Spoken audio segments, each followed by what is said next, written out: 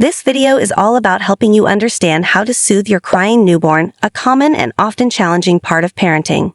When babies are very young, especially around 2 weeks old, they can go through periods of fussiness. This fussiness typically peaks at around 6 to 8 weeks and usually starts to improve by the time they are 3 to 4 months old. During these periods, parents can feel distressed if they struggle to calm their babies. In this video, we're going to introduce you to 4 different carrying techniques that are designed to help alleviate distress and minimize crying in your newborn.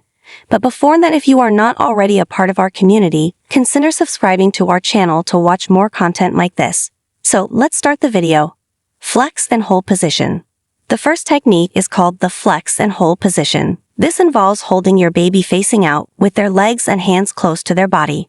While you're holding them, gently sway and produce shushing sounds. This position mimics the environment of the womb, which can be very comforting for your baby.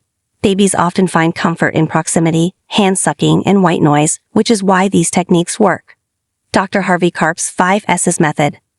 The second technique is based on Dr. Harvey Karp's 5 S's method. This method includes swaddling your baby snugly, placing them on their side or stomach, while they're awake and you're supervising them, swaying or rocking them gently, making shushing sounds, and providing something for them to suck on, like a pacifier or your clean finger. Baby carrier or wrap.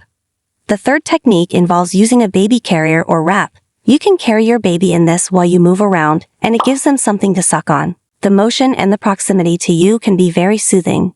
You can also incorporate white noise by carrying them near a running washing machine or using a white noise machine. Football hold. The fourth technique is the football hold. This involves holding your baby close to you while providing movement, a sucking option, like a pacifier, and white noise. Babies often find comfort in being close to their caregiver's body and hearing the gentle sounds of your breathing. It's important to remember that crying is a normal way for babies to communicate. However, sometimes, especially when the crying becomes prolonged or very intense, it can be incredibly frustrating for parents and caregivers. This is when it's crucial to remember the importance of not shaking your baby. Shaken baby syndrome is a severe brain injury that can happen when a caregiver loses control and shakes the baby out of frustration or anger. This can cause lifelong harm or even death to the baby. It's vital to never, under any circumstances, shake a baby. Instead, when faced with a crying baby, it's important to try and figure out what might be causing their distress. Are they hungry, tired, or in need of a diaper change? Trying out some of the soothing strategies mentioned earlier, like gentle rocking, offering a pacifier, talking or singing softly, or going for a walk with a stroller, can be very helpful. If you suspect your baby is ill or injured, it's always a good idea to reach out to a healthcare provider for guidance. And if you find yourself feeling overwhelmed or on the verge of distress, it's completely okay to take a moment to collect yourself.